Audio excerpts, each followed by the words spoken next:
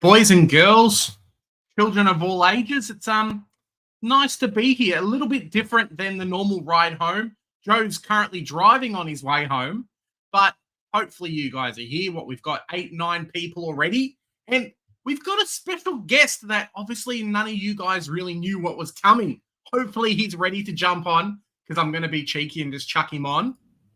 Big DR, how you doing, mate? Welcome to the show on the drive home on a Thursday.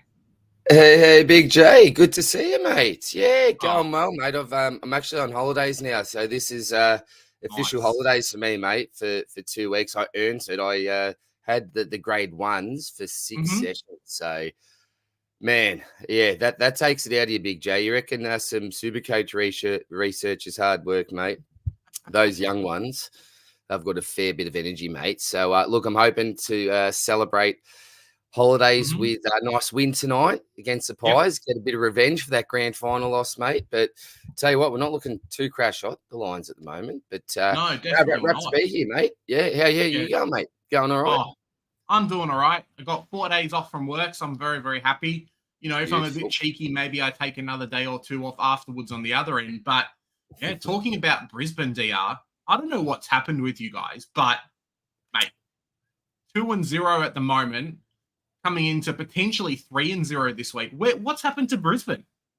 I was talking to my brother. I said, mate, what is actually happening with this?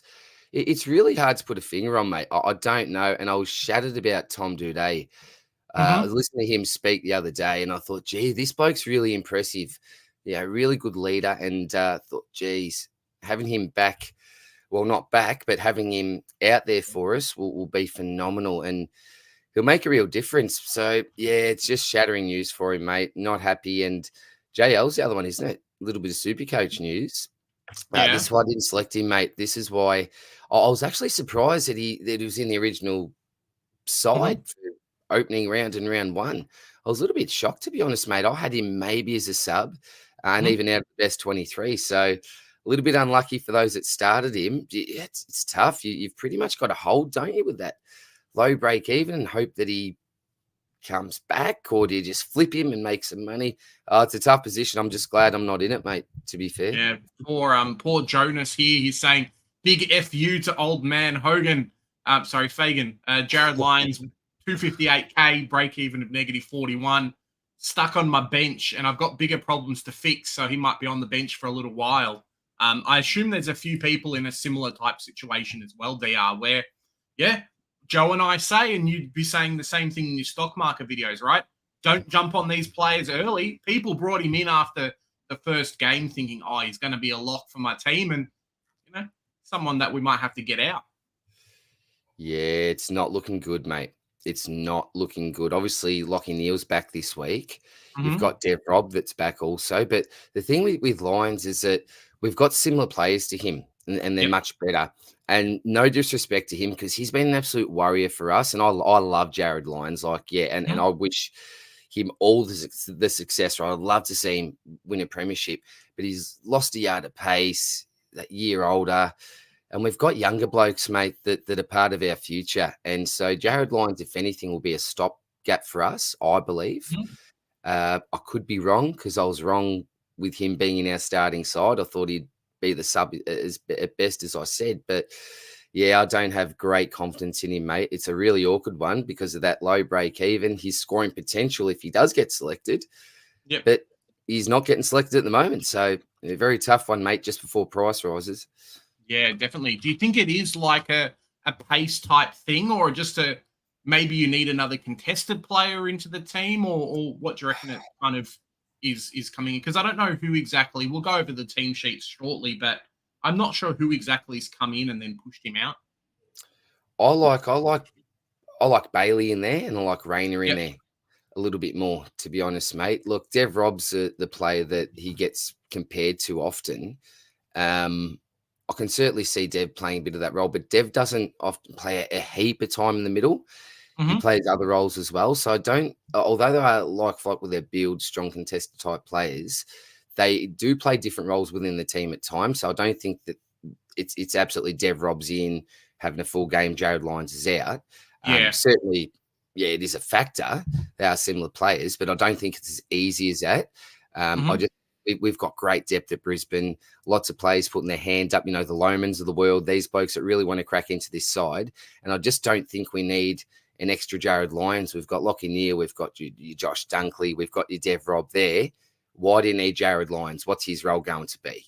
We've got Bailey, Rayner, we've got so many blokes. Ashcroft, when he's back, can go through there. So, yeah, I don't love the pick, and that's why I didn't start with him, mate. I found it hard to read. So because I found it hard to read as a Brisbane man myself, and I try to get across most things, I thought, there's too many danger signs here. But yeah, bad luck to anyone that did.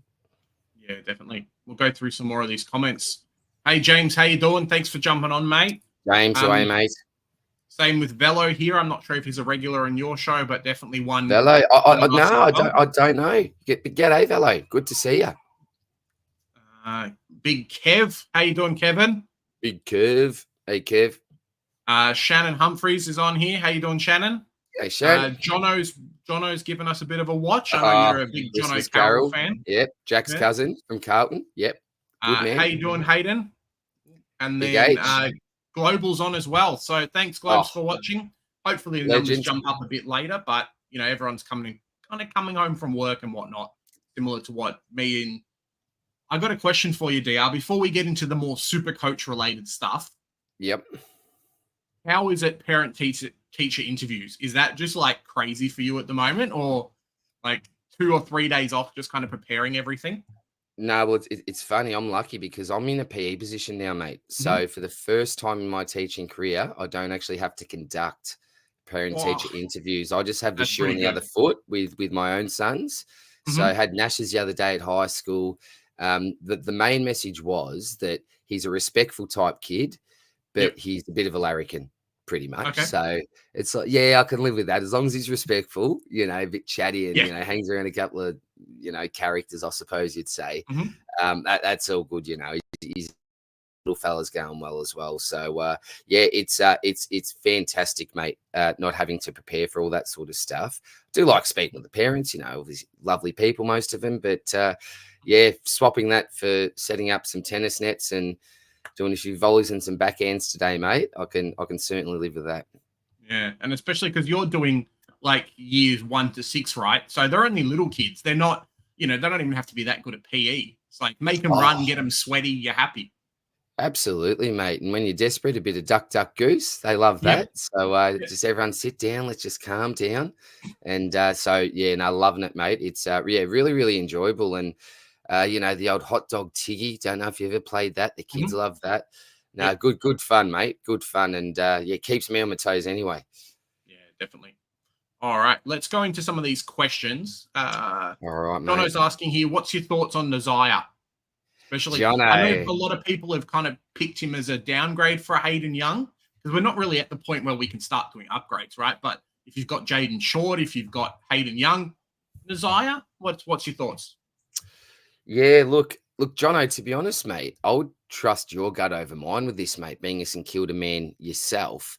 There's pros and there's cons to it. Like I started the man last year. Cammer, I think it was the same with you, Big J, gave us some inside info there, like get on Nire, on the kickouts and all the rest.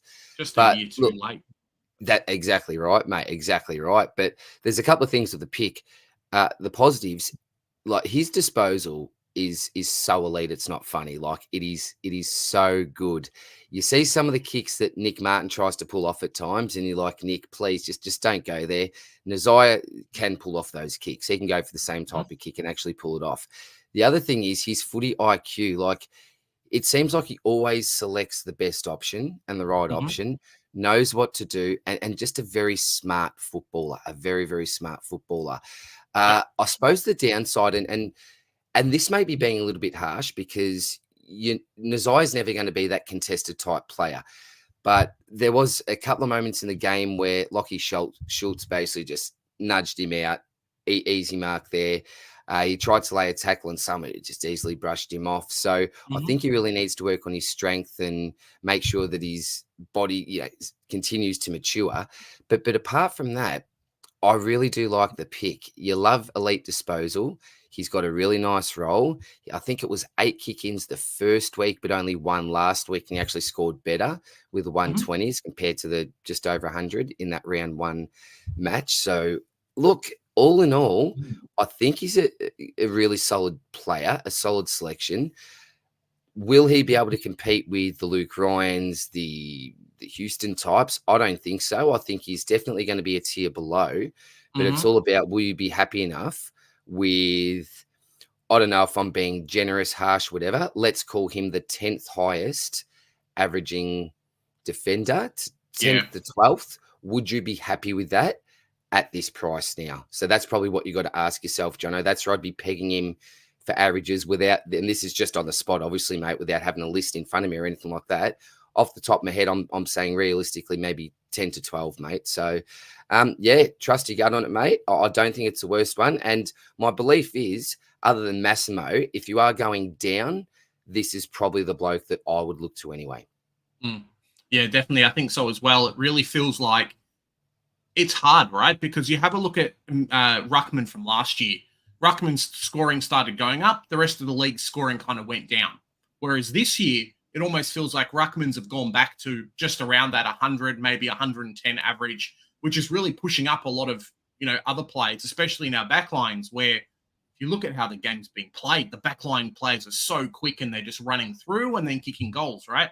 So what happens with a Nire? Can he compete with the Luke Ryan types? Can he compete with the Stewarts and these other players? Like you're saying, I totally agree on what you were talking about him being a rung underneath. But at 478, 475, 478K, like if you get 110 average out of this player, it's not terrible. Oh, that's right. Exactly. Like I do absolutely see a world where this pick works. I just, yeah, my confidence levels in him becoming the uber elite just aren't that high. But again, price for what you're paying for and what his potential is, yeah, not bad at all, Jono. But follow your gut as a Saints man yourself, buddy. Yeah, definitely. All right, let's go through some more. Hayden's talking about keeping Young. I guess kind of makes sense because it's Hayden Young. He can't, was it saying he can't notch up 19 clangers consistently. He's in and around the ball. Yep, 100% agree. I don't know. What's your thoughts on Hayden Young? I've definitely traded him out. Joe has as well. But is there a time when Hayden Young's actually stuck in your team, or is it more a case of, well, if he turns out to be a keeper, I'll bring him in back into my team in a few weeks when he's like 450K if I have to? Yeah, it's so tough, this one, because, out of all the players, if you said to me at the end of the day, okay, you can only start with one sort of are we calling him primo? I'm just going to call him primo. I assume so. You started. Yeah. Primo, okay. Right? Yeah. So you can only start with one primo defender. I would probably select Hayden Young. I was that big on him. Just the price, the role. We had data playing this position last year, and everything. It was like tick, tick, tick. There's so much upside here. Then I remember he plays that first. I get the preseason pracky matches mixed up, but the first one, and it's like, oh, geez, he hasn't actually looked fantastic here. Some people start to get some cold feet. Then the second game, he did look a little bit better, kicked a couple of snags, and I think he scores around the 115 mark, just completely from memory here. And it's like, okay, we're validated now. This is actually going to be a good pick. And then we watch him round 1 and round 2. And I know personally, I'm just waiting for him. It's like, okay, now he'll start to use it well, start to get the ball. This will start to happen. But it just didn't, mate. As you know, it just did not happen. And the big risk here is that the projections, if you look at the Supercoach Golden, again, take them with a grain of salt, but they're projecting him to lose 40K this week, mate. 40K in a week. Now, I'm not saying that'll happen, but if that does happen, and then you say to yourself next week, damn, do you know what? I should have gone with the crowd. He is a mongrel of a pick. Then you've lost that 40K. Who are you going to then? Yeah. Yo's probably gone up by then. You may be going down to a Windhager even. What do you do? Yeah. You're in no man's land all of a sudden at that price. So I just think that the eye test is a big thing. Gut feel is a big thing. And my gut feel says that look, he'll have some decent scores this year, mate. He is a fantastic player. We started him for a reason.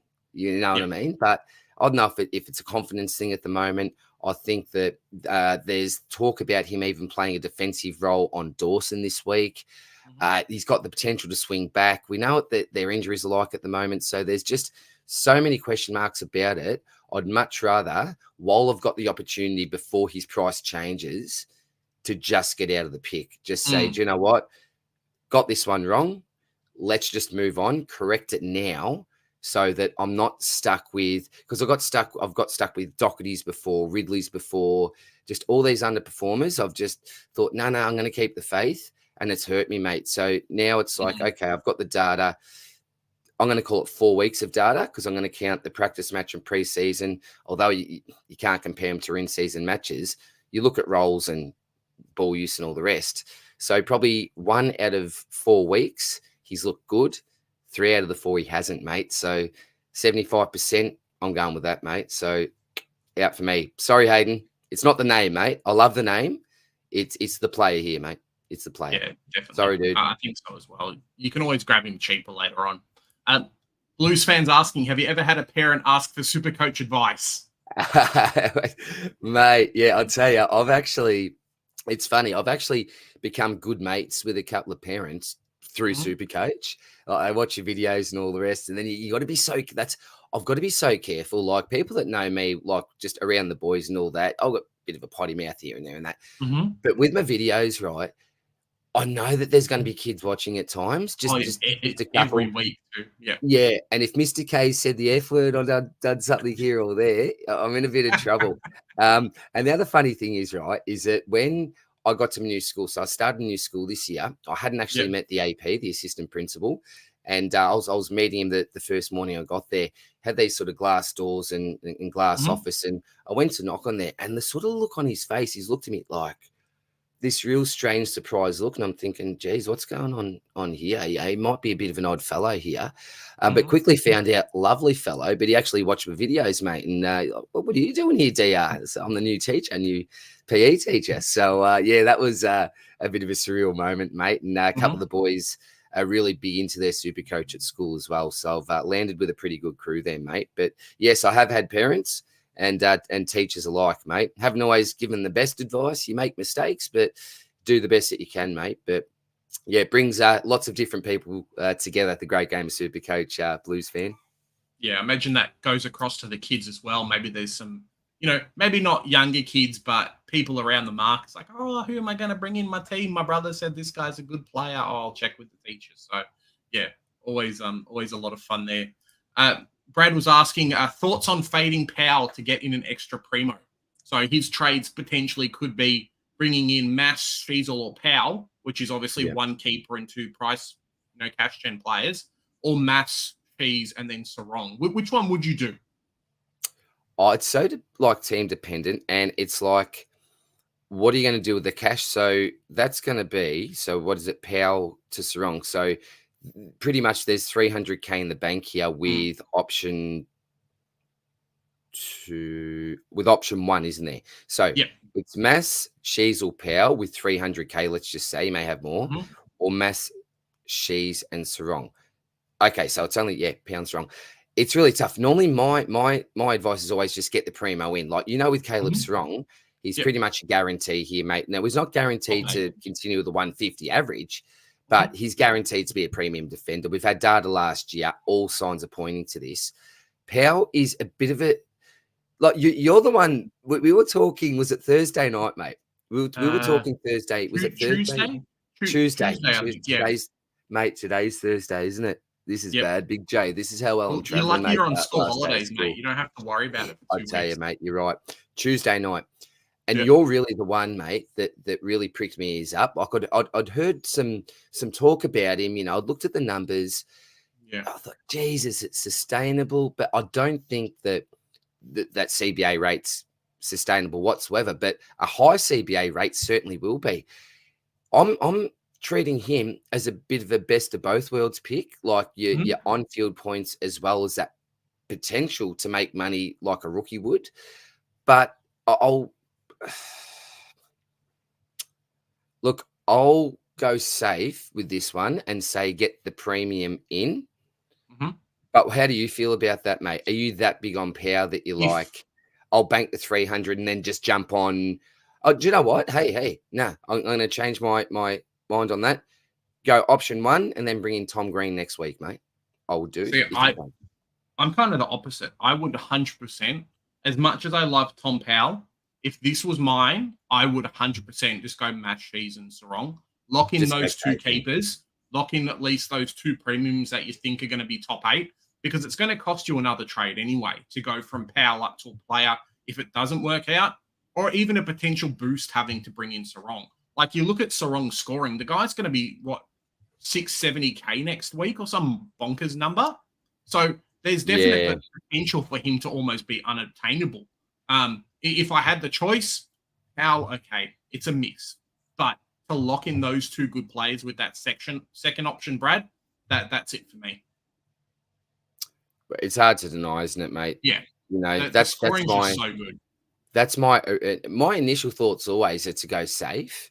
Yeah. But really this year, I'm just trying something a little bit different. That's why I went for the silly Hogan move and this sort of stuff. I've been speaking to Abs too much, I think, the great man. But got a bit of abs in me, I think, this year. But hey, I'm just treating this year as a bit of a different one, mate. Different strategy. But we'll see how we go anyway, mate. But yeah, it's a good question, Brad. And pros and cons either way there, brother.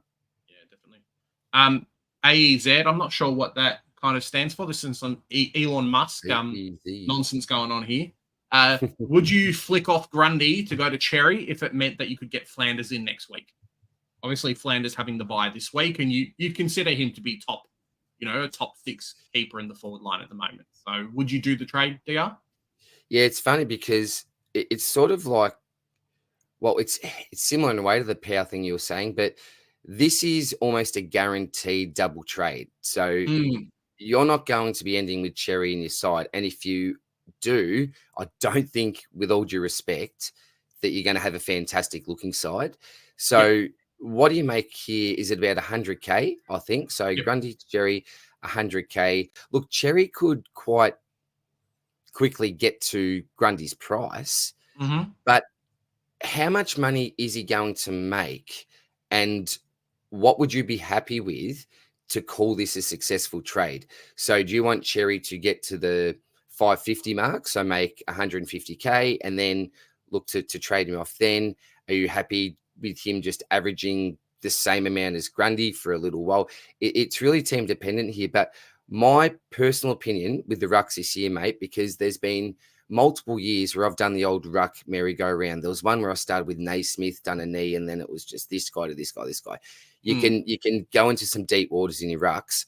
So for me, I would much rather just go straight up from Grundy. If I'm getting Grundy out of my side, I just want to go no stuffing around there with cherries and all this. Just get an English or maybe a Marshall, depending on who floats your boat. But if it helps facilitate Flanders, that's good. I'm going no Grundy to Cherry, mate, just as a general move. I don't think it will be beneficial enough. Yeah. Personally. What are your thoughts? You're a North man. I think for me as well, just kind of looking at Grundy. So you just basically, if you run off the premise that a trade's about 100K, cool. You're making about 100K from the Grundy and Cherry trade. Obviously, Grundy's potentially going to lose some money in like this week if he doesn't score that great.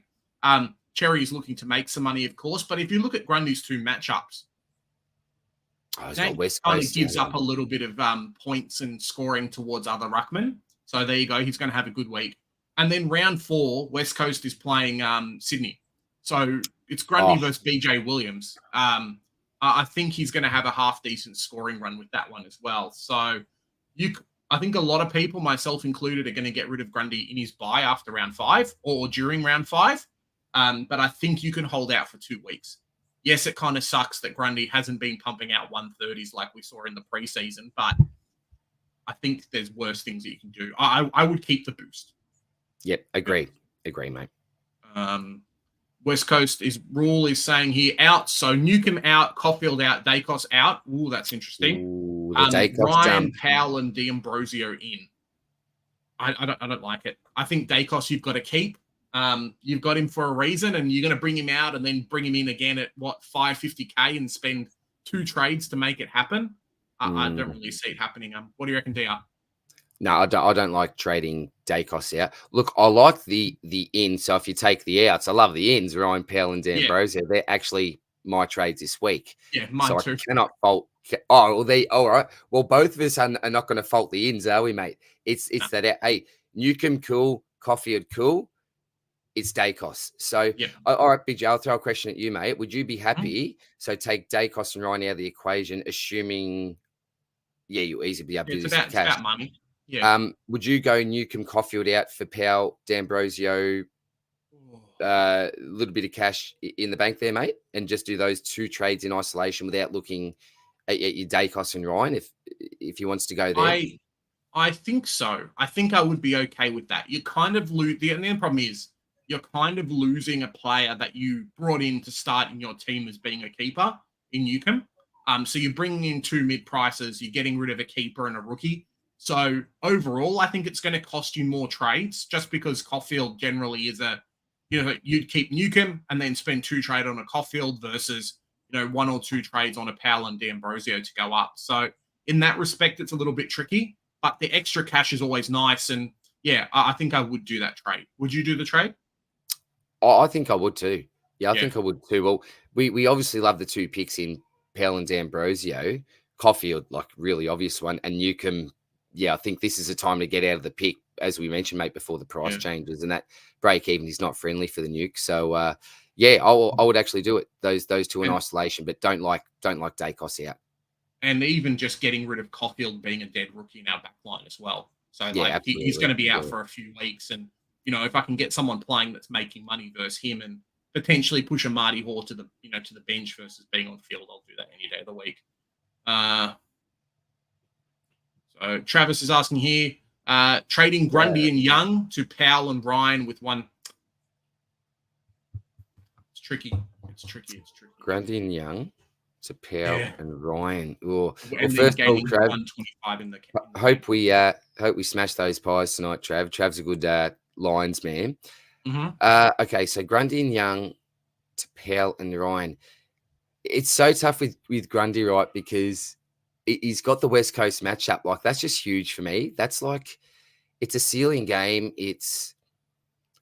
I don't like the only person I like trading Grundy to, if you're going to trade him this week, is Tim English, because he's got a great run the next couple of weeks. So I think if you're trading, I'll say that as a blanket rule here. If you're trading out Grundy, the only player I would consider is Tim English. So I'll just say that straight out. But Powell, Ryan, I'm going to say no. I'm going to say no to that. Big J, your thoughts? It's a tricky one, right? Because we kind of run under the assumption that like Hayden Young's probably a must trade at some point. So you could do it. I think Trav's probably has Luke Jackson in the forward line and does kind must of have dogger. Swap that way. So that kind of works out. If you consider that, then you can always trade out Luke Jackson later, or then put some more guys into the forward line. So it works, but I don't know. It's a tricky question. I think Hayden Young has to go regardless, really.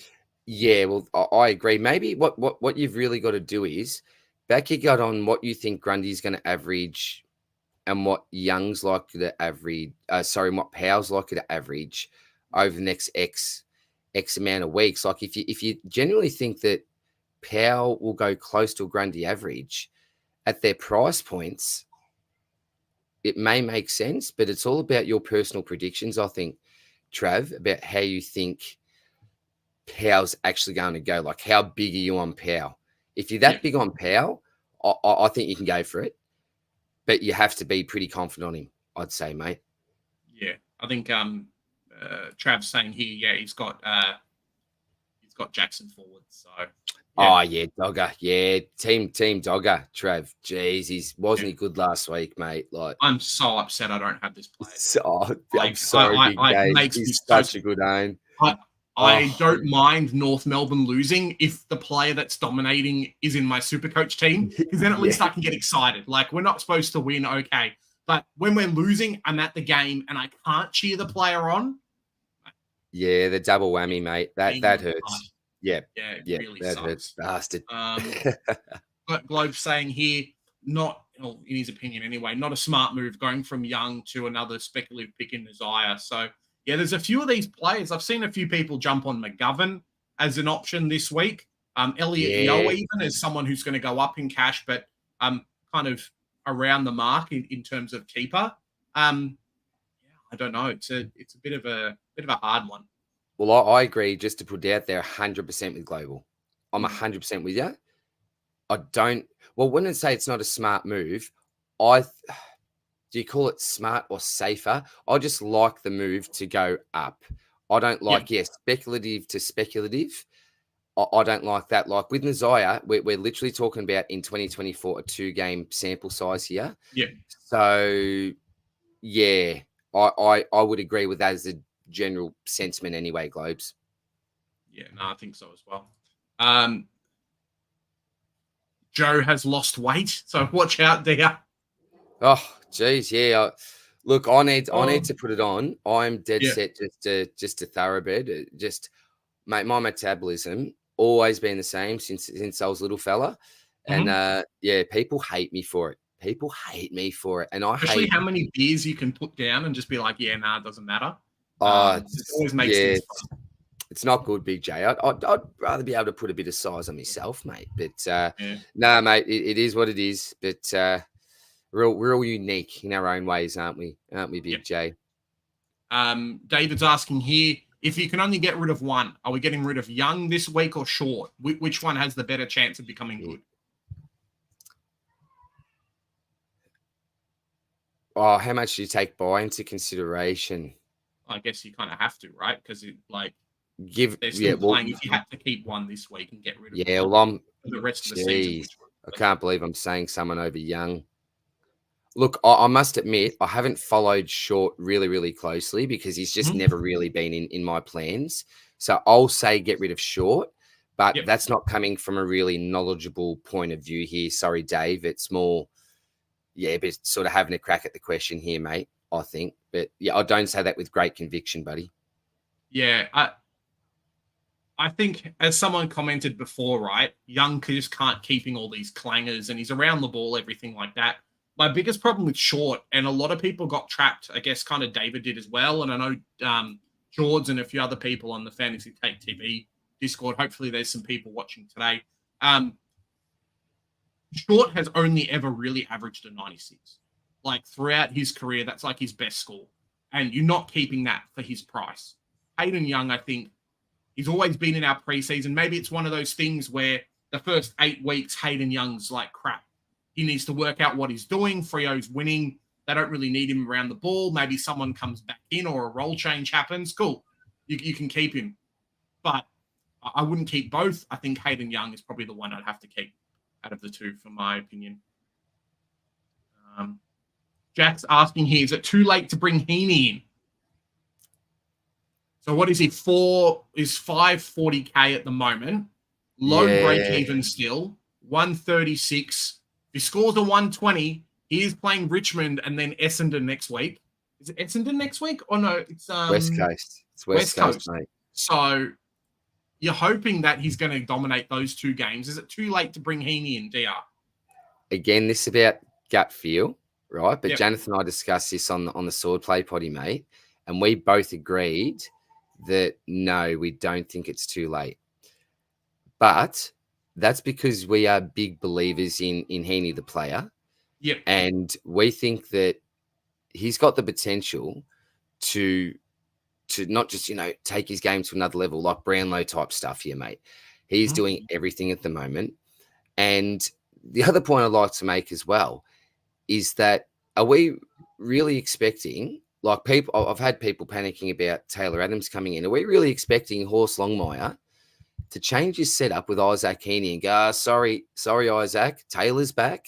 So back forward you go, son. He takes precedence in the midfield. You'd be nuts, I reckon. I'm not saying that his CBA rate won't suffer slightly, but the great thing is with this pick, remember, unlike other picks, is that when he plays forward, he's most likely going to be the best forward on the ground anyway, at least Yeah. Sydney's most dangerous forward. So I just think that he's in career best form. We've had 3 weeks of data. It's not a flash in the pan. Mm-hmm. And the initial concern that I had with some of these other players coming back, we know that Mills and we know that Parker. Well, Mills, he's played a lot of football down back. Parker is a really capable forward in his own right. So I'm not too concerned about that. And I think even before these blokes come back, with some of the ceiling games that you may even get in the next month from Isaac Heeney, it could even be worth it just for that. So his price is just going up, up, up. And ask yourself, is there another player in the competition currently at that price? And take out the round 0 players, even the players that haven't gone up in price yet. Is there another player at that price that you'd rather have over him? For me, the only guy, yeah. Who do you reckon? It would only be Is Jackson. It would only be Jackson. I think if I had a forward line spot, I think it would be Jackson, because I think even when Trek comes back, my personal opinion is Freo's going to ease him in. He's probably going to get subbed quite a lot. They'd rather have him on playing half a game than kind of, half-arsing the way it's going. So, yeah, it would be Jackson for me, I think. Potentially a steal, as you say, but there's not really anyone super there. Let's plow through a few more questions because team sheets are coming out in about 20 minutes. All right. Who have you got? Jackson, Flanders, or Heeney as F1? Is this? I'm not sure if this is like my side. I think just your opinion. Oh, look, if we're talking right now, I'm probably going with Big Sack still. Mm-hmm. Dogger second and Flanders third. But overall for the season, that may be flipped completely. If Heeney does for some reason lose that midfield spot for a while. Mm-hmm. But at the moment, I'm going the Sack, Dogger, and then Sammy Flanders myself, mate. Yeah, and I think that's about the same for me. Globes is asking here, can't get Powell this week. What's your thoughts on going someone like Fisher down to Powell next week? I guess both are going to probably have a price rise, depending on what it's like. Maybe he's got a few more rookies and stuff he's got to get rid of. I don't mind it as an option. I think a lot of people are saying Powell's not going to do as well as what he has done in these first 2 weeks. And Fisher's got a pretty set position on field, right? So you get another week into Powell. Fisher probably goes up the same amount of money as Powell goes up. So I don't mind it. But obviously it's optimal to get him in now. Yeah. Look, I suppose paying up a little bit extra for some more data isn't the worst thing in the world.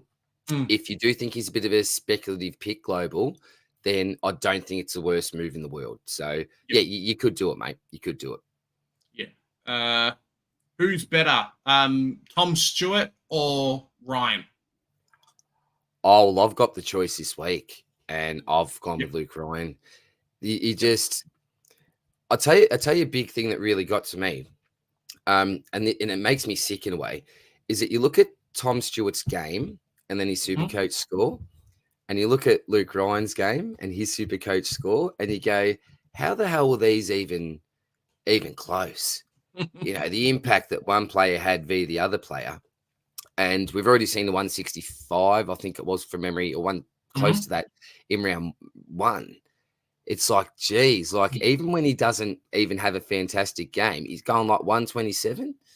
Yep. Damn, I want to get some of that. And Hayden Young, obviously playing for Freo, has a wonderful buy. And the way that I see it is, I'm just replacing a Freo player, another premium on that buy. And it's the best buy that you can get this year. So that's another good thing about the pick for me. And it's that ceiling. He's just got such a massive ceiling. And Stewart, there's nothing that I really got against the pick. It's just that what he had to do to score what he got compared to what Ryan had to do to score what he got. I just feel like he's maybe the flavour of the month at the moment, Ryan. So, Luke for me, mate. it's hard to compete with like 80% kickouts as well for a player. So yeah. Yeah, so I think it's 16 and 4. So 16 to Ryan and only 4 to Clark, and that's it. I'm pretty sure, mate. So massive monopoly on it.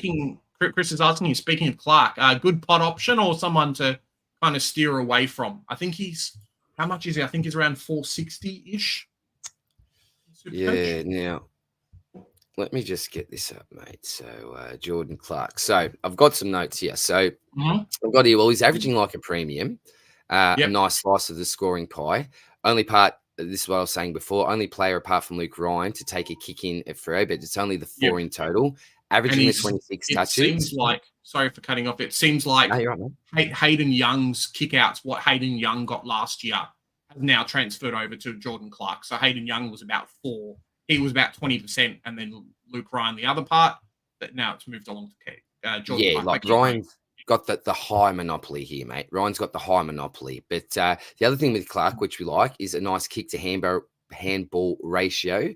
89% efficiency as well. So that always allows you to score well.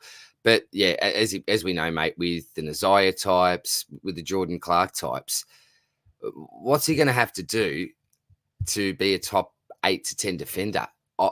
Can he get there? There's just so much competition.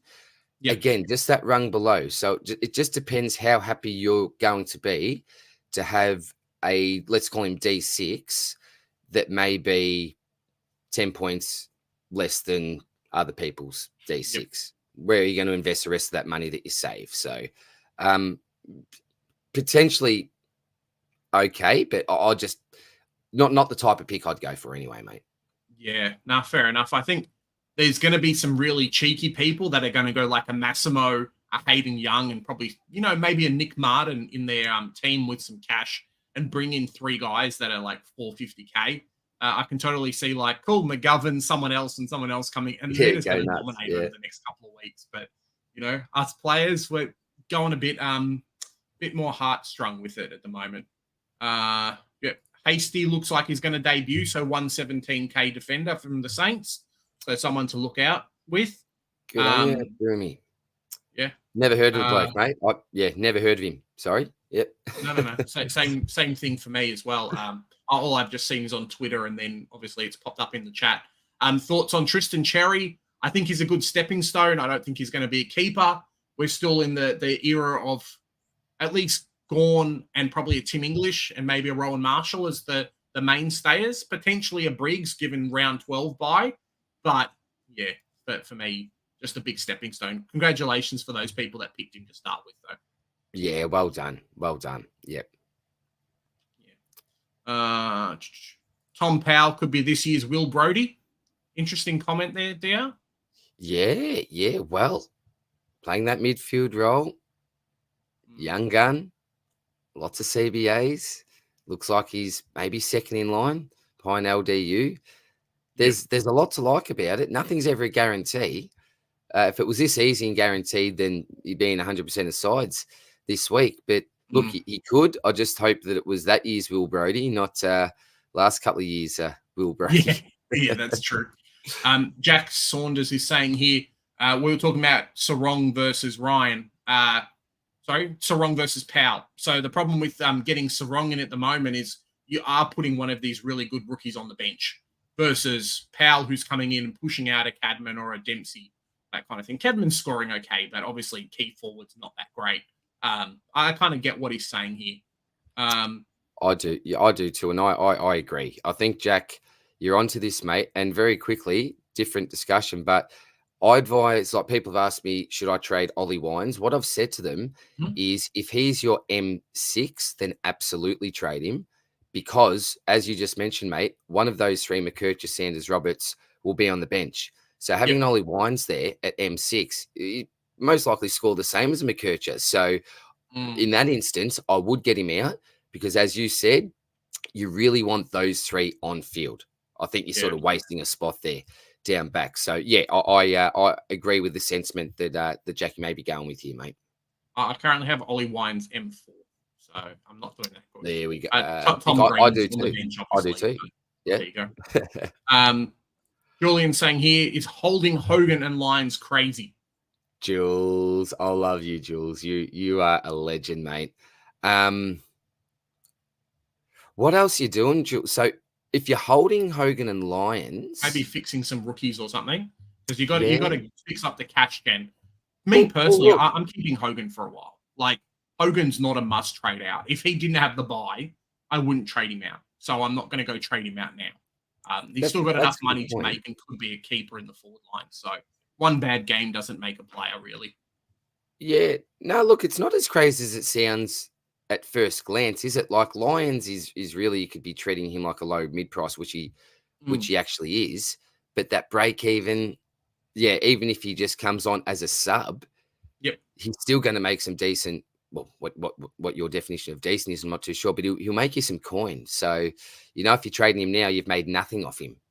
Yep. So, no, I don't think you're that crazy, Jules. You know what you're doing, mate. Crazy frog. Good on you, mate. We're going to go through a few of the hellos, and I think the team sheets are going to drop. Hey, Jen, how you doing? Thanks for coming on. I don't know. We got a big Hippo super coach. Where can I find the comment? It's hiding somewhere. Sorry, Hippo. Hippo's watching too. Hippo, how are you, brother? Egg reviews music. With Spills for the gun show, actually, Hippo. Spills and maybe Hippo for a gun show contest. I think mate, the two big boys. I've got a little while. Maybe we do it like, last round of the AFL, or maybe last round of Supercoach. We'll do the gun show. Give me a couple of months, and we'll see what happens. Absolutely, I'll be the cheerleader, mate. I'll get the hair down and the piggy tails and ribbons, and I'll do the cheerleading, mate. Done. Ryan or Sarong this week, if it doesn't matter what happens with your trades, because obviously if you've got a day cost, you can move him from the midfield to the back line to the midfield. Which one would you pick? Obviously, being around the same price. For me, it's probably Sarong. Sarong, so Luke Ryan makes your backline look better, but I think Sarong is the highest scorer, and he's going to get away from you in terms of value quicker than Luke Ryan, I think, will. He's hard to deny. And I think, look, traditionally, if you've got a gun uber mid that's playing like he is, and you can jump on before he gets out of reach, I think I'd always be doing that, favouring the midfielder, I think, mate. But again, it's structure. There's a lot that plays out with these type of things with your individual teams. But as a general rule, you probably agree, mate. Go with the big mid. Go with the big dog. All right. So team sheets have come out, DR. I'm not sure if you've been on a live a ride home episode yet, but I have not, mate. Birth into fire. We're going to go through all the team sheets now, and we're going to give a little bit of our opinions on the players that are in and out, that kind of thing. Someone to watch out for. So I'm keen to see, mate. This is like live for me, obviously, as well. So which one's going to be better? Maybe that one's going to be better for us. All right. So we've gone through Brisbane, Collingwood. Let's just go there a bit quicker. Lineup. So Payne, Neil, Darcy Ford in. I'm not sure who the sub's going to be, but obviously Gardner out, Jared Lyons out, and McKenna. So I think your halfback line's a bit of a tricky one at the moment. A lot of players running through there, and losing Kadeen Coleman's really kind of hurt a bit. Is that fair to say?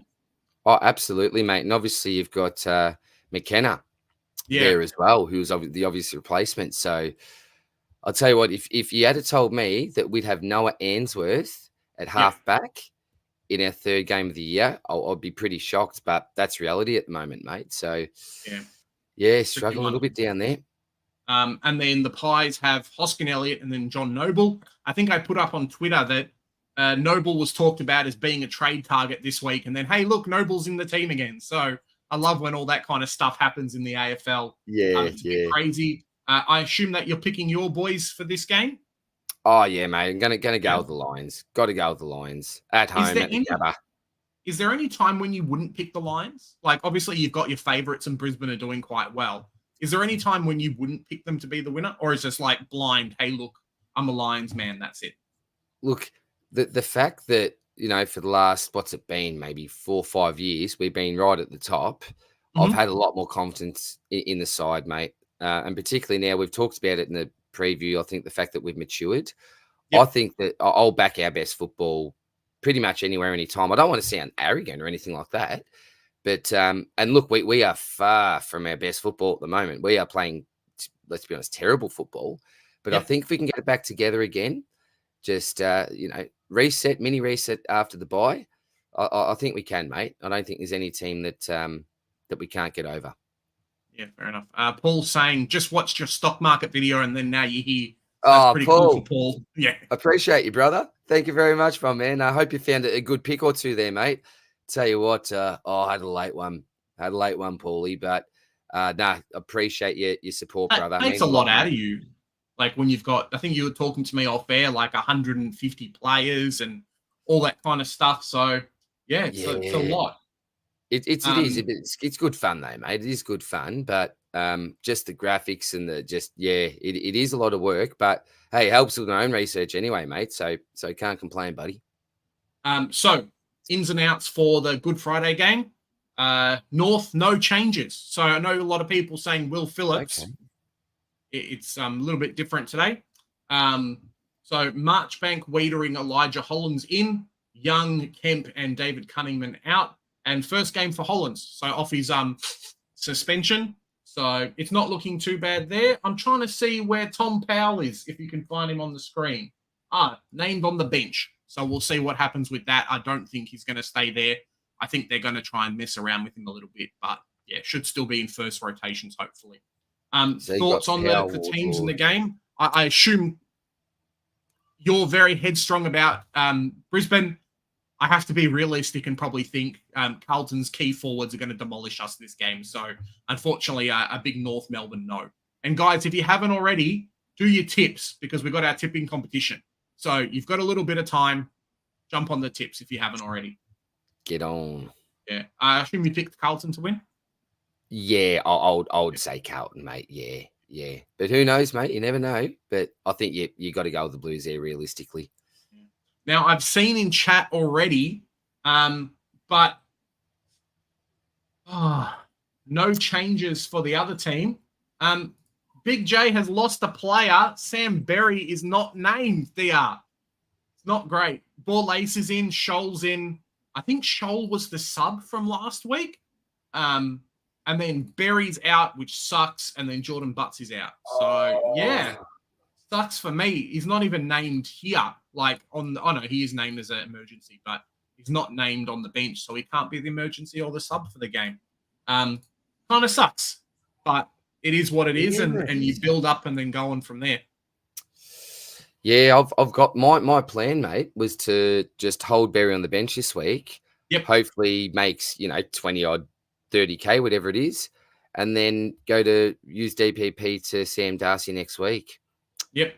That was the same plan for me. So okay. I was lucky that I've got Carroll on the bench. So I did have an extra player. But, yeah, no Berry for me kind of sucks. Straight down to Darcy, and I don't get to bank that extra 25K, which hurts. It really does hurt a little bit. Hayden Young in a wing, apparently, here. By the look of it. Playing on the wing. Not that it matters too much. Nat Fife as well, straight in the guts. Beautiful. Caleb's wrong. I know a lot of people have jumped on him. Makes me want to go and mess around with my team and change a few things around. Who's your pick? Freo versus Crows? I'm going to go Freo. Okay, I'm going to go Freo. I think, look, I obviously watched them demolish my boys in the second half. Seems like the real confidence, momentum type side. And when they've got a bit of confidence and they're, they're a bit of a head wobble, they're hard to stop. So, yeah, I'm going to go with the Dockers here, mate. Yeah, that's who I had picked as well. Let's check over to the next game. Bloody Sam Berry. Damn it. No. He was set to make 25K as well. So yeah, no Sam Berry. Next week, right? I wanted to go and get Whitfield and Touk Miller in. And I had to make sure that Berry was going to go up by 25K. And I could do that by getting in Luke Ryan. Now, sucks. Yeah, my plans are all messed up, and yeah, we'll see what happens. Really, might just be a Berry out. That's it. Could you go Houston in over Ryan or something? Or yeah, but Luke Ryan versus Houston, DR. Yeah, bit of a toss up, isn't it? Yeah, that's tough, mate. So this week, what are we looking at? St Kilda versus Essendon. So Redmond in, Parrish back in, Jake Kelly in, Sardis, Peter Wright, and Alwyn Davey out. I thought maybe Setterfield didn't injure himself last game or was already out. Something's Okay. happened with that. Dan Butler, big Caminiti. I know that Hey, you've got an Gamma. affiliated with him, and I do too. Yeah, he's coming Nice for one, Max Gamma. King being suspended. We kind of knew that already. And then Hastie's in, defender. Mason Wood's out with the injury. Liam Henry's out as well. And then Max King. So before even looking at the lineups, I have to tell you, DR, I haven't picked the Saints for this game. I actually picked Essendon. Really feels like the Saints have lost a lot of run. Mason Wood's out, great winger for them. Liam Henry was fantastic before his injury as well. So who was your pick for this game? I was going with the Saints, mate. I was Okay. going with the Saints. But I'll tell you what, I reckon Max King is going to be a big omission because I really liked, well, when we say new role, I just love the fact that he was really coming up the ground a lot more and not necessarily always being on the end of scoring chains, but being involved in the scoring chains of often actually delivering the ball. So that will hurt them, I think. But in saying that, our man Kama will do a magnificent job, mate. Very confident in Kama. So, yeah, Kama's going to get the Saints over the line, I reckon, in this game, mate. Yeah, no, definitely. We'll see. I do think Essendon is going to win.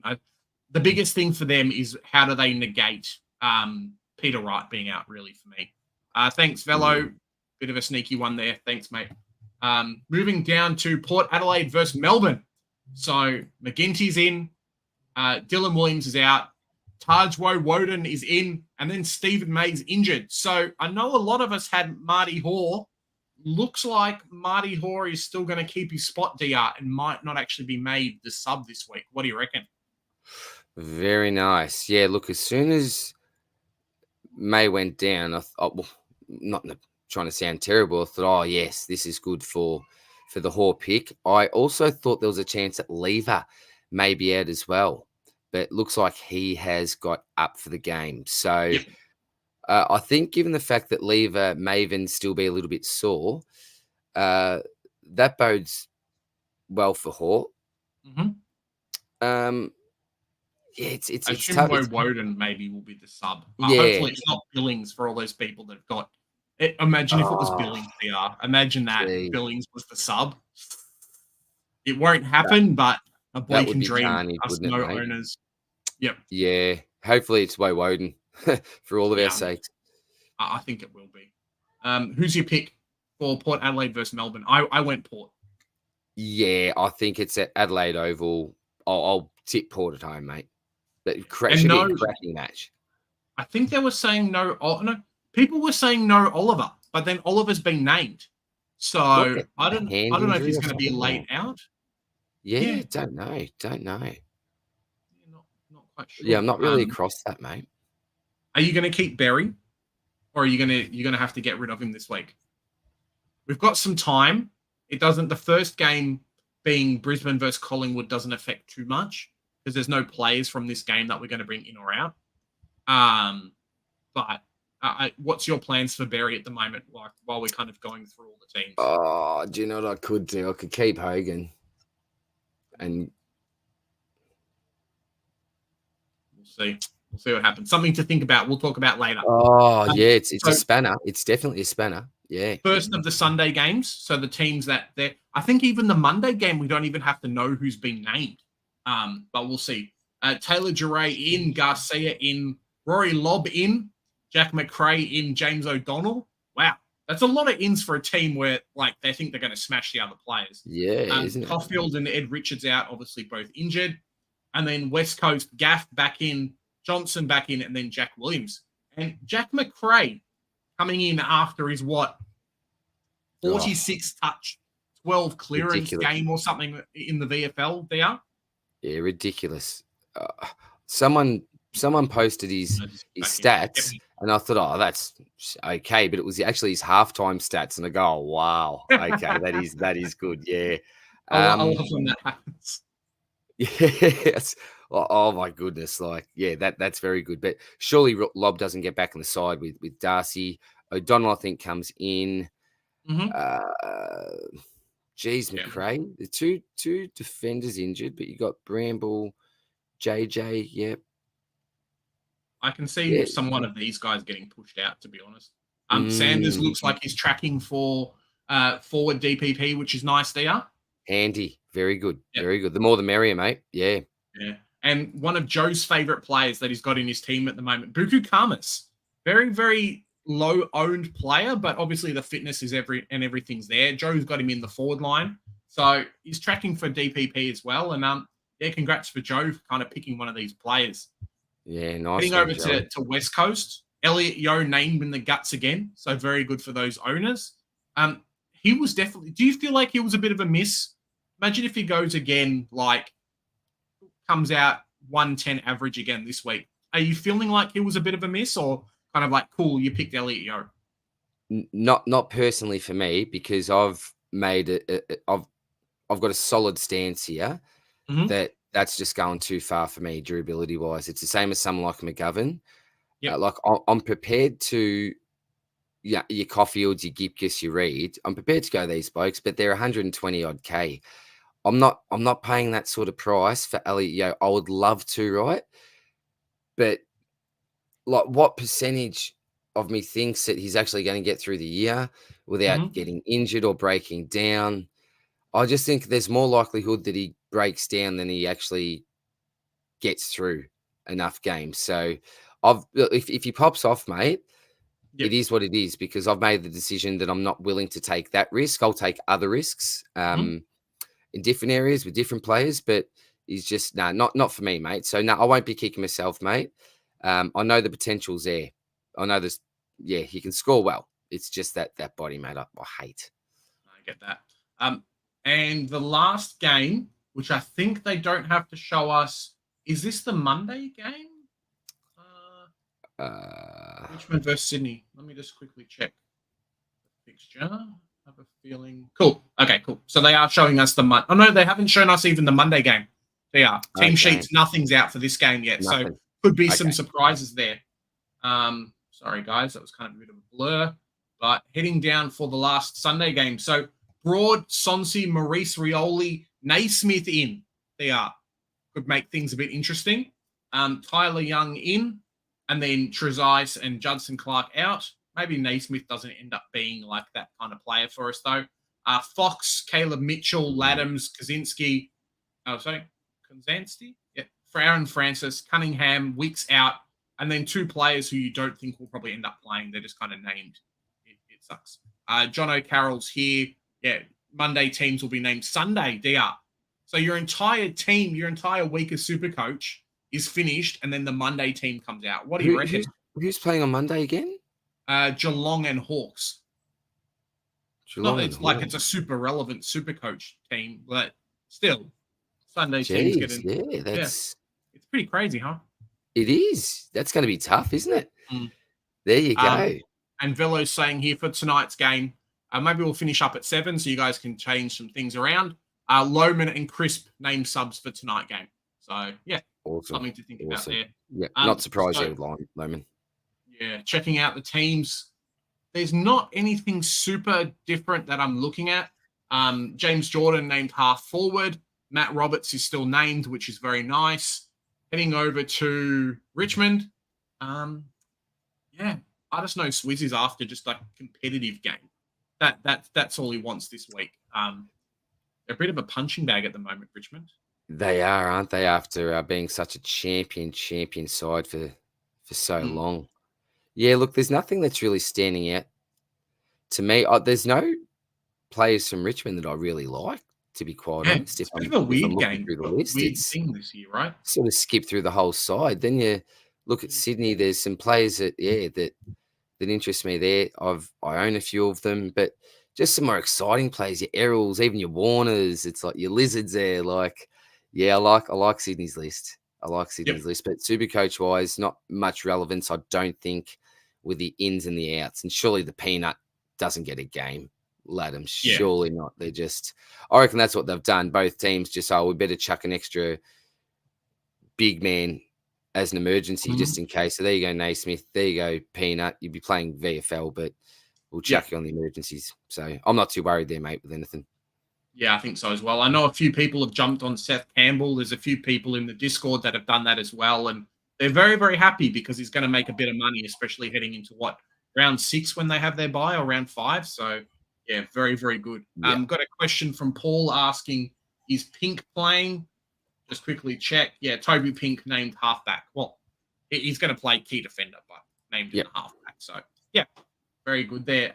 You're going to hang around for about 20 minutes or so, DR, and we'll get through some more questions. What do you reckon? Yep. Awesome, mate. Cool. Right. Guys, pump in your questions. We'll get off at 7. So you've got a few things there. Let me check it out. I'm copying a lot of flack, DR, because I did not know that you had Sam Berry in your team. And who was it? How dare you? You're a terrible human. Magic from the chat is just like, cool. Yeah, I knew Berry, and I knew that Lyons were going to be dud picks. I didn't pick him. Mate, kind of sucks that way. So I have to work out what I want to do. My problem is this week, I can go Berry to someone like a Massimo, but then my backline is shot, right? My backline just looks terrible. So I'm almost relegated just to keeping him on the bench for a week and then just, spending one trade next week and getting rid of him. What do you reckon?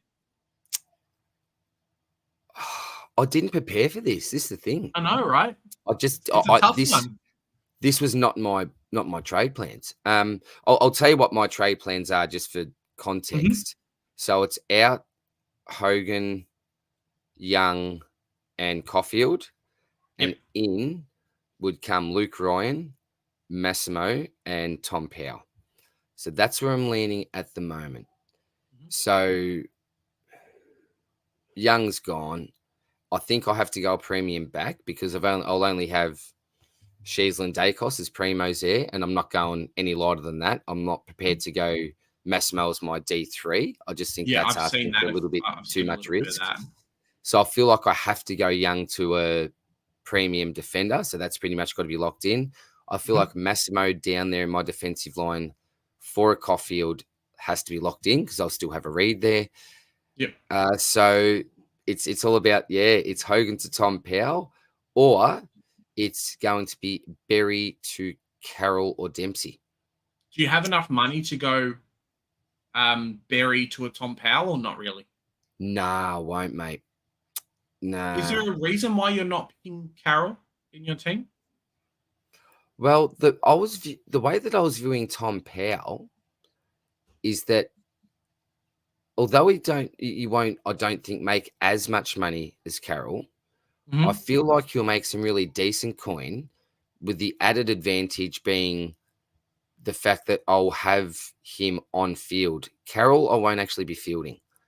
So given the fact that Carroll's going to be more of a bench option, and I think that Powell will average more than who I've currently got, who is Sexton there at the moment. I just think that's a better upgrade for me. And I feel that Powell has a little bit of the rookie feel to him, given that really low break even and that nice score in his price system, mate. Yeah. That's fair enough. Tough though. Oh, Berry, what a bad pick. What was I doing? Yeah. Why did I do? I don't know. See, I don't know why. I was never on him. I end up with Berry in my side. How? And no McKercher.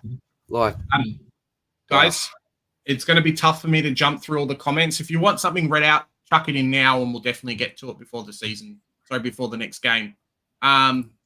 Blake's asking here, would you corrective trade out Hayden Young, Jordan Dawson, or Brodie Grundy? If you've got free cash, it's probably Hayden Young, right? And then Hayden Dawson. Young. And then Dawson. I was going to say I'd almost go that order. The difference to me is Dawson I see as a keeper. I see him as still got the potential to be top 10 for midfielders. But Hayden Young definitely by far for me, to be honest. Yeah, fair enough. Luke, mate, you don't have to donate any money, but thank you very, very much. The numbers man and DR, great mix here. Yeah, we've got a few very happy people, and mate, just nice to have a chat about Supercoach, right? Don't have to worry about anything. Appreciate your support, Lukey. Good on you, mate. Hope you're having a ripping week as well, buddy. Awesome, mate. Good stuff. Definitely. Velo's asking here, which is better this week? Nazaya and Steele or Windhager and Sarong? Do you want to go first or do you want me to go first?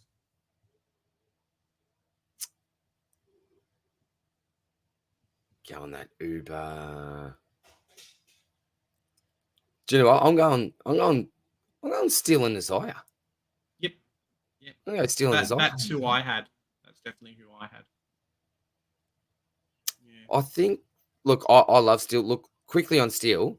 After the first quarter, I thought to myself, look, this is the Jack Steele of old. Like, I'm just in love with the way that he's playing at the moment, tackling, still running along the ground really well, but just looking stronger.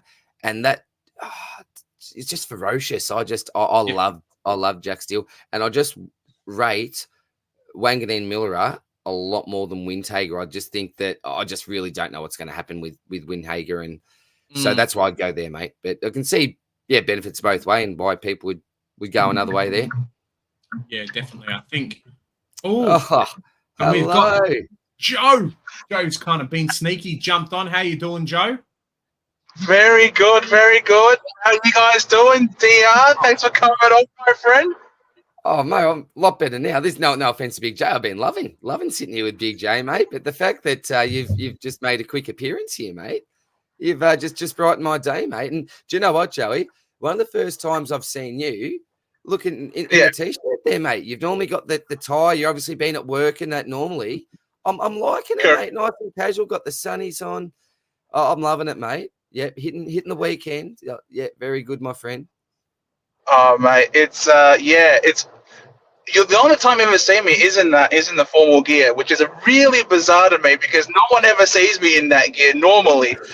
So you've always seen the work side of me, but now you're seeing the casual side. Everyone on the channel always sees me in the casual, and it's always easy breezy here on this channel. And it's always now been made incredible with your presence. Very sorry for arriving a little bit later. I did get a haircut and everything, so I'm currently on the way to Fancast to record an episode. So if you haven't, check out Fancast, boys and girls. Quality. Should be a pretty good episode. Is the Fancast. Not going to spoil, but I think there might be a new studio coming in the works, so we'll kind of see what happens with that with Fancast. Very nice. Sharp or Dempsey, DR and Joe for long-term cap?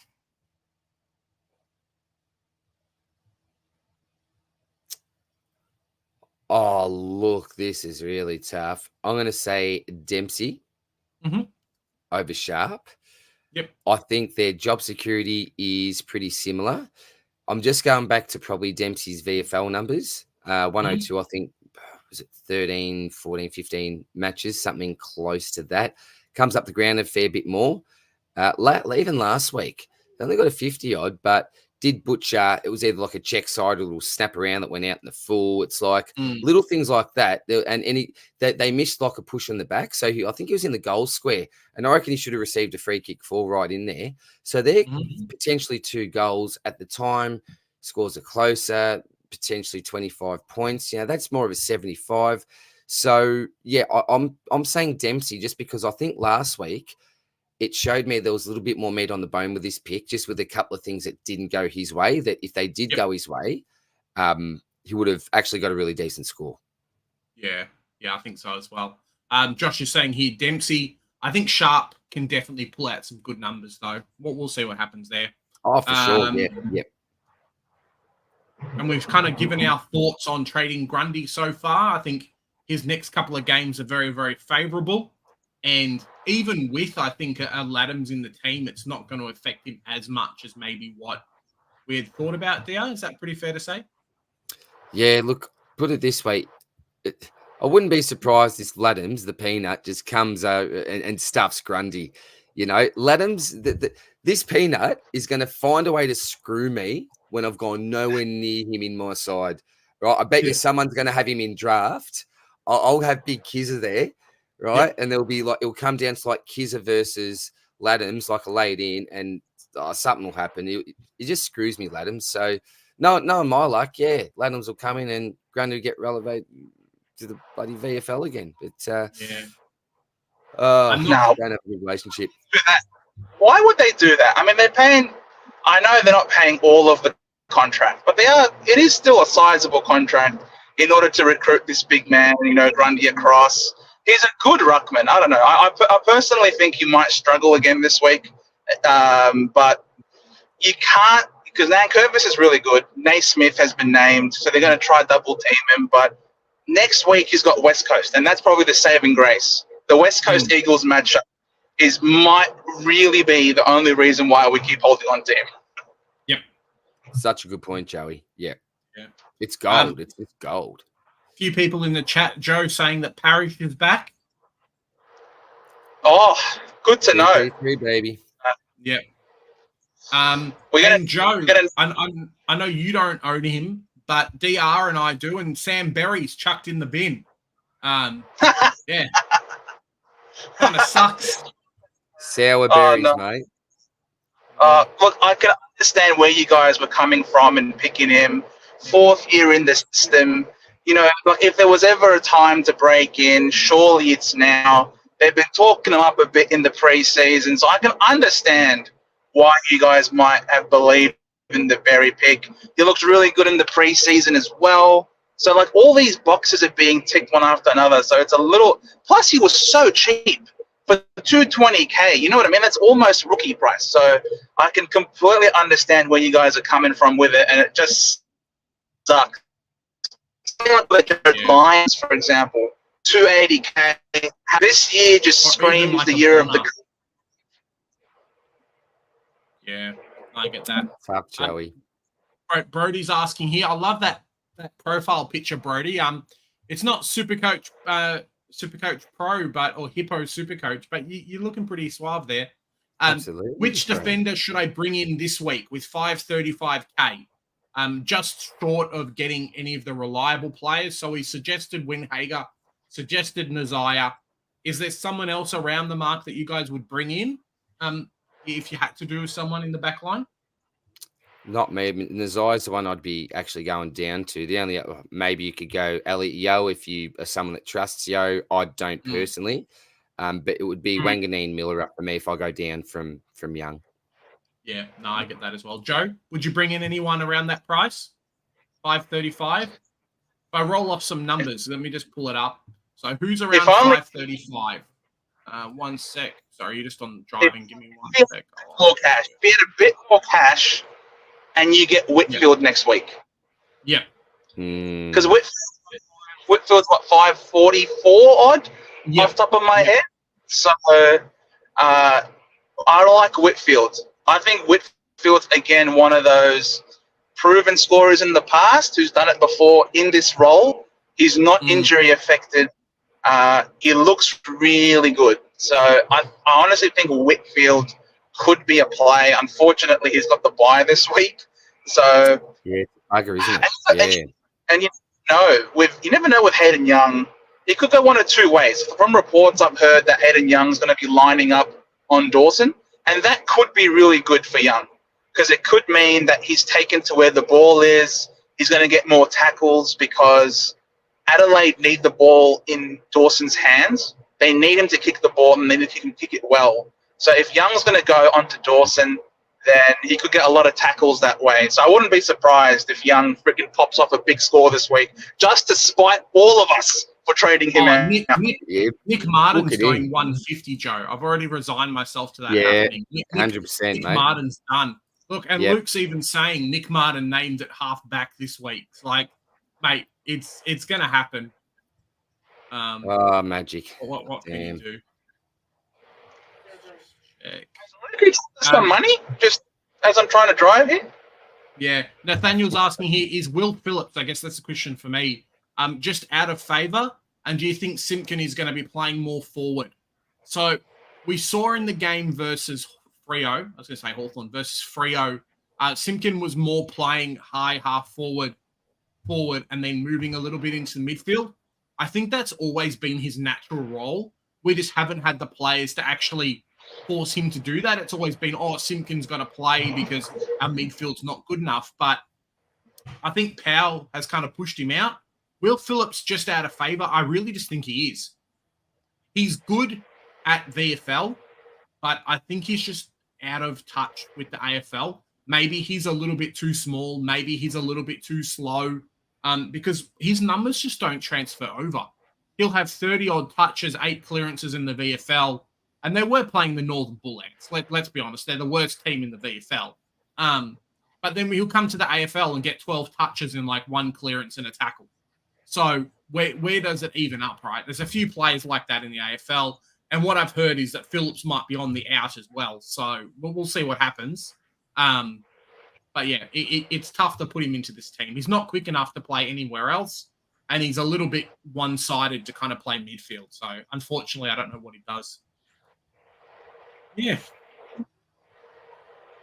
Luke, I'm willing to bet again, Luke. We don't have to donate, but thank you very much, mate. Need to get Big J new Kanga sweater, DR, because that looks like Footscray to me. Yeah, maybe we'll make it happen. I got told Goldstein at BNF never to trade, and he did. So yeah, there you go. It happens, Luke. Sometimes you are a kind man, Luke. Good on you, mate. And then that's it. Good fella. Looks like a nice fella there, just Luke. You know, just looking at the photo, I just get like a really nice vibe with Luke there. So good on you, Lukey. Good stuff. We only school teacher, maybe like high school teacher. But yeah, you get a vibe, don't you? Comments, teachers good blokes, Big J. Yep. Teachers are really, really good blokes.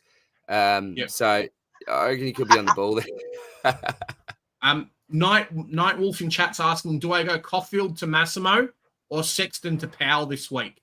Now, I look at it myself. We'll let you guys jump in after. Sexton is still going to make some money, whereas Caulfield's done. So if I had to choose gun to my head, I would do the Caulfield to Massimo trade as well. And purely because our backline's in a lot of trouble. What would you guys pick? Same as you, mate. Caulfield to Massimo. And exactly as you said, my backline's in deep trouble at the moment. So I need to beef it up a little bit. And I think that's a really, really nice way to do it. Yep. Joe? Yeah, I agree. Yeah, Massimo is the number one cash cow this week. He's got the lowest break even. He's playing a very good role in the back line. All of what you've said. I would also say that if you're not going to go Massimo, because your back line is actually pretty decent already, I don't see why you still wouldn't get Massimo anyway. There's just no reason not to be honest.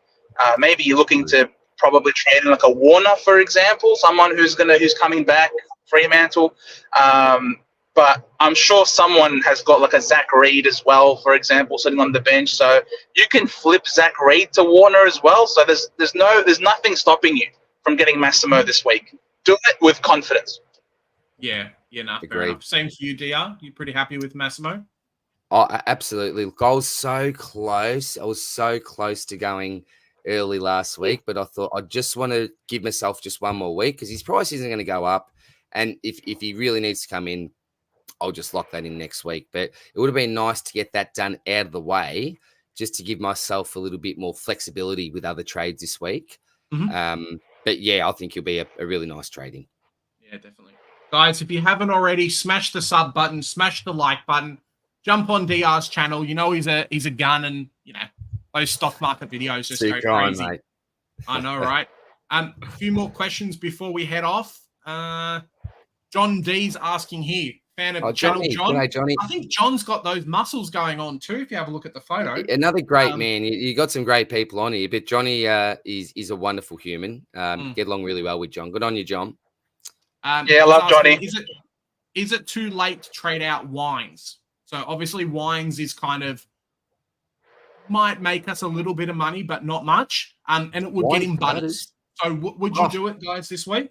You'd probably have to say yes, right? You do that? In a heartbeat, I personally, I would. Wines is a nothing pick. Like McKercher, Sanders, these blokes, they can, I won't say as much as the Wines, but they'll go close enough to a Wines at a half quarter of the price, whatever it is. I would do that, Johnny, so quick it's not funny, mate, that trade. Because Wines is just the definition of a nothing pick for me, mate. And Butters is an absolute star. And similar to Sarong, like Big J was talking about before, may get out of reach early on. And you probably want him early on, particularly with that Adelaide Oval run. So, absolutely, mate. Absolutely, I would do that. Yep. I have a question for you guys. Now, I've just made a weird trade with my team, and I need your opinion. You're going rogue, Big J. It means that Gibkiss is on my bench. Okay, Gibkiss is on my bench, and Massimo is now D3. But this week, I have enough cash to go Berry, Young, and Martin out. Bring in Sarong, Jack Steele, and then Massimo. Would you guys do that trade? No. No. I would not do that. I think I read somewhere that Jack Steele apparently had illness this week. Yeah. So this would be the potential trade. I can go back to what I would do, but I just looked at it and I had some money, and I'm like, I could potentially bring in 2 keepers to my team, and it just means that my defense kind of looks nasty. But it's best 18. Next week, yes, is best 22. So there is something to be said there. But yeah, I'm not hating it as much. So you got the bye. Oh no, Sanders is technically on field this week, isn't he? Yep. But then, so the team Robert would look probably. like. Let me just do this. So the team would look optimized. Yeah. So Sanders goes on the field. Roberts and Sharp there. I almost feel like it's a little bit too midfield heavy, maybe. My question would be, mate, is what happens if, and I know it's mainly buys at the moment, but what happens if either Howes or Hall goes down? Well, that's it, right? Pink's now going to go up, to 160K, whatever he's going to be. Like, who else here, if carnage does happen, and we can say, oh, look, the odds of this happening aren't great, but do we think the odds of losing bloody Gipkus, Reed, and Caulfield in the first 2-3 rounds would be great? Probably not. So I just think that you're leaving yourself for a fair bit of pain in that back line, mate. I'd love to do what you're actually doing myself.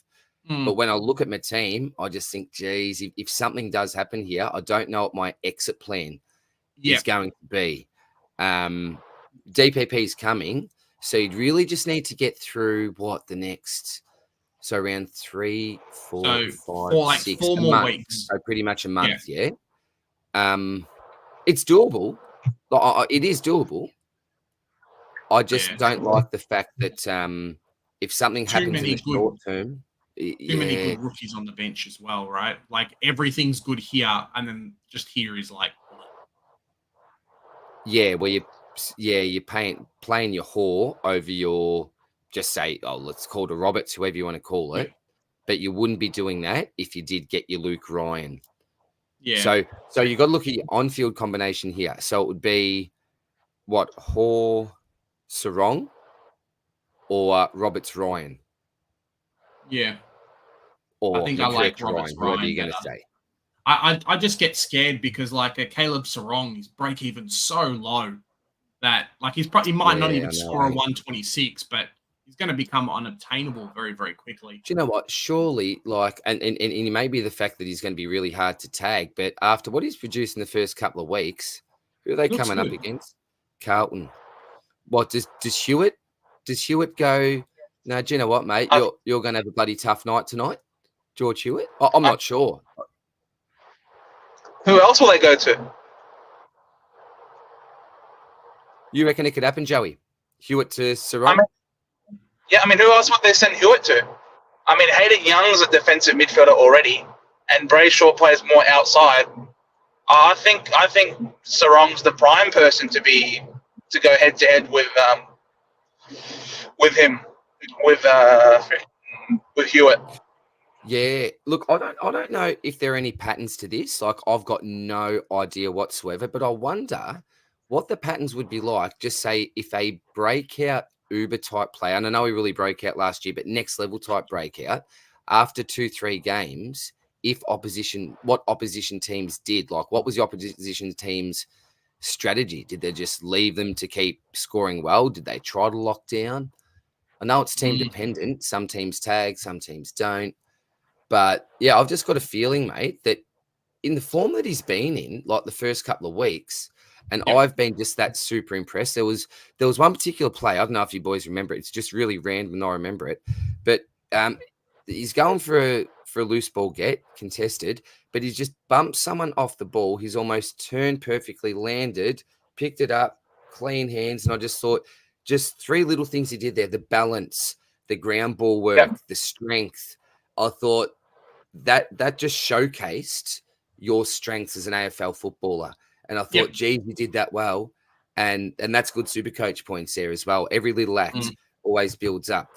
Yeah, it's a tough one, isn't it? Like you'd want Sarong over Ryan probably, but Ryan's a defender, and that gives him a lot more value to the pick, in my opinion. Anyway, purely the fact that he's a defender. No, I get that as well. And I think next week I might just keep the way the team was going. Next week, go Berry out for Darcy. And then I've got a lot of money ready to go for next week. So we can make it happen that way.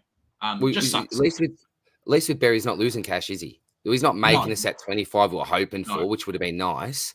But at least he's not going to lose anything, mate. So, Darcy next week probably for me now. Yep. No, I think so as well. All righty. Bit of fun there, guys. I think Jack's got me hyped. He says Wine's down. So Wine's out. Wilson to the mids. Darcy in. Gibkiss up. It could happen, mate. It could happen. But I don't know. My heart just skipped a beat. I read that as like Big J, Wine's down. It's like, no, what's happened? Wine's injured. Oh no. After Berry's omitted, like I've got my trades locked in, and Berry's gets stuffed. Wines goes, okay, that's good. I had a little panic attack there. Wines down, bloody Jack. Yep. You got me there, buddy. I could do it there. I could do it. Get Steelio and Wrong in. Yeah, it could open up some options. You're right. I'm gonna have to give myself the best thing is neither of them are playing now. I don't need to worry. I can play around with my team. That's I've true. got another day or so, so I don't have to make a decision now. But yeah, it's a bit of a tough one. Are you close to where you need to go, Joe, or you got a while to go? No, I'm still 15 minutes away. I've been delayed because it's Easter coming up, as we know, and I wanted to get my mum a nice little gift as well. So not only did I go and get my hair cut, I had to run and get her a gift. Obviously tomorrow's a public holiday, and so all the shops are closed, and now I'm running late to Fancast. So I hope the boys can forgive me. It was for a good cause. It was for Mama Joe. I gotta look out for her every now and then. Oh, mate, number one priority, mate. Absolutely, buddy. Absolutely. Now the boys will have to understand, mate. That's just what you do, Jay. You know, you put other people ahead of yourself, my friend. Just the bloke you are. Thank you. Would you guys hold Wines? Or what's kind of your thoughts? I know DR's got Wines. Joe doesn't have Wines.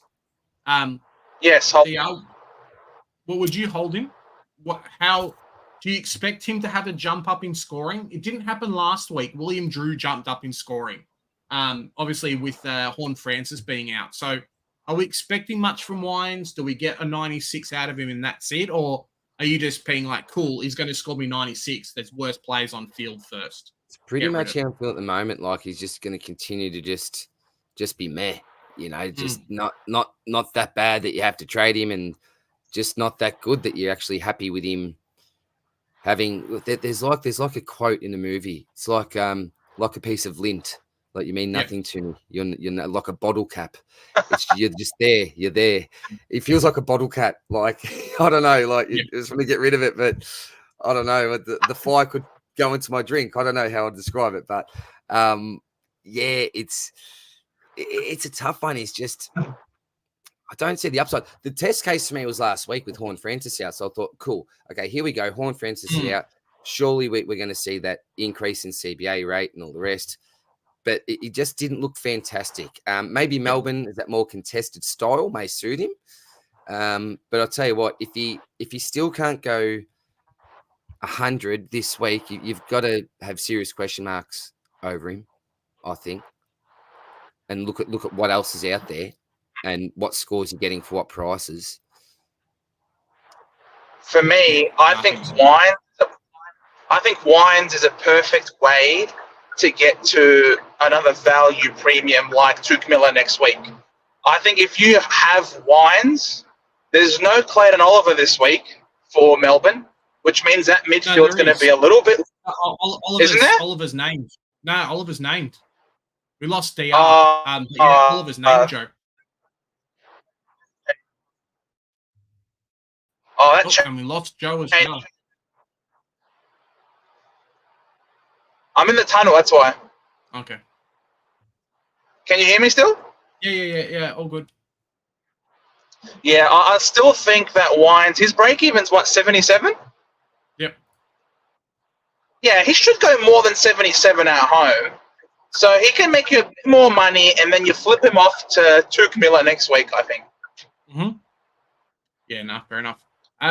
Joe, now, I know we didn't get to show it in our team review video and our captaincy video, but what do you reckon about our new Nick Dacos song by Damien Stafford? Are we going to pump it now or what?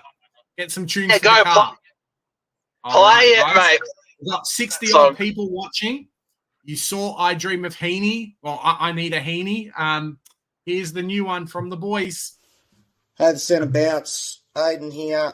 Got another song for you. Damo couldn't be here, unfortunately, but we wrote this one together. So, one for the Pies and Dacos, but I've got nothing against them, so don't hate me, all you Pies fans. They'll bounce back, so here we go. So, bye, it's not the year for the Pies. I had the VCO take us, he couldn't get 55. The Saints were too good, they were looking mighty fine, singing, this is not the year of the Pies. This is not the year for the Pies. I still think they'll bounce back, so thanks, guys. Where's DR when we needed him? Would have been great to have him on and get his opinion, but yeah, thanks, boys, for doing it again. It's bloody amazing having the fans. And if you guys have anything that you want us to send through, anything you want to talk about, jump on our Facebook. You know, it's pretty easy to send us through a message there. So, yeah, it's a lot of great fun from the boys there. Thomas is asking here, is Powell's just been named on the bench? Is that a worry, Joe? You guys should know by now that for me, the paper that it's written on, the team sheets, it's not worth it. I'd sooner wipe my butt with it than to take it with any meaning whatsoever. Team sheets don't mean anything. They really don't. Don't worry about it. You can't go from someone having 93% CBAs last week to freaking being dropped the next week. It just doesn't happen. So don't worry about it. Don't worry about it at all. Yeah. And remember how it goes as well. He could be named on the bench and then come game day. Oh, look, Simpkins on the bench and he starts on field. So, yeah, I don't think there's too much to be worried about. Jonas is saying he good, but not as good as the Nicky Boy DeCoz song by Jonas. You have to link me, Jonas. Send me a picture of it. We'll see what happens.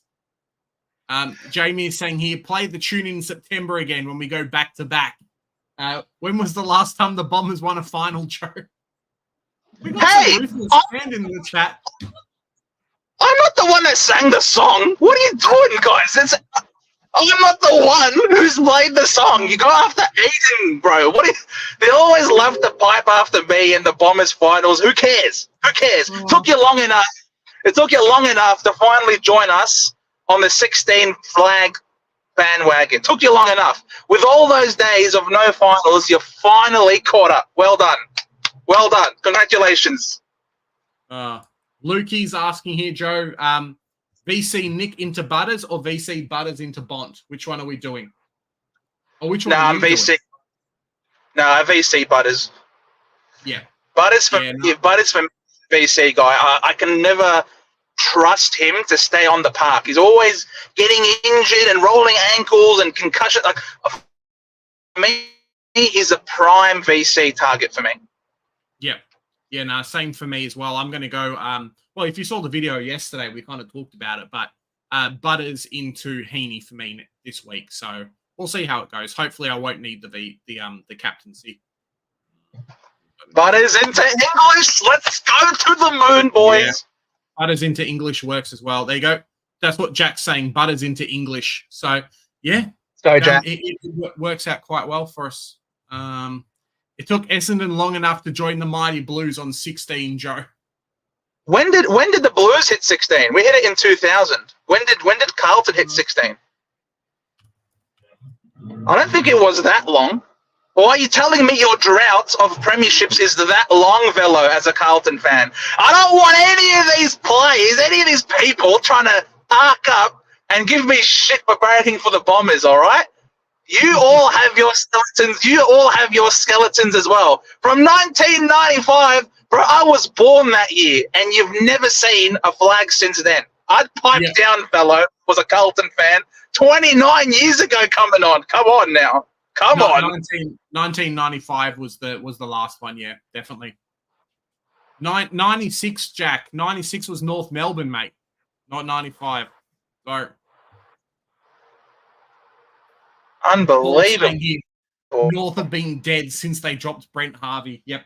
Unlucky. Sorry, Brent Harvey. Oh, what a pain. Jeez. I know. People love to think this is not the year of the past. This is not the year of the past. Oh, that's what helps me go to sleep at night. There you go. Any takeaways, any thoughts you want to give to the fans, Joe, before we say goodbye for the rest of today? Have a lovely long weekend. A happy Easter to everyone who celebrates. If you don't, enjoy the break as it stands. It's going to be a longer round, so enjoy the extra day on the Monday as well for the football. Make sure you pay attention to Friday because Carlton's playing and Fremantle playing back-to-back. So it's really important that if you're looping between Carroll and Sharp, that you're really paying attention to those games to make sure that you get the good rookie score. And remember, no one really relevant playing tonight apart from Nick Dacos, so you can enjoy the football. Don't feel stressed about making any of the changes that you need to make. You get to sleep on it, and you get to address it tomorrow. So all in all, have a lovely evening and a lovely weekend. Yeah, definitely. And we got one last question from Big Paul Allen. Dempsey or Buku Kamas, Joe? Which one? Dempsey. Done. All right, guys. Well, I think that's going to be us. Hopefully you guys have jumped on. It's been an hour and 40 minutes odd. DR was fantastic. If you haven't already, smash the like button with us. Jump on DR's channel. Say Big J and Joe sent you. Been fantastic. We will catch you for the Monday night stream. Because it's a Monday night game, we'll do our team reviews just after that. Have a fantastic Easter, as Joe says. Eat lots of food. Spend time with your family. Guys, it's been great. Stay tuned. 5 days of footy. And then coming into Gather Round after that, which I think is 6 days of footy. So, yeah, should be a lot of fun there. All right, catch you guys. See you in the next one. See you guys. Bye.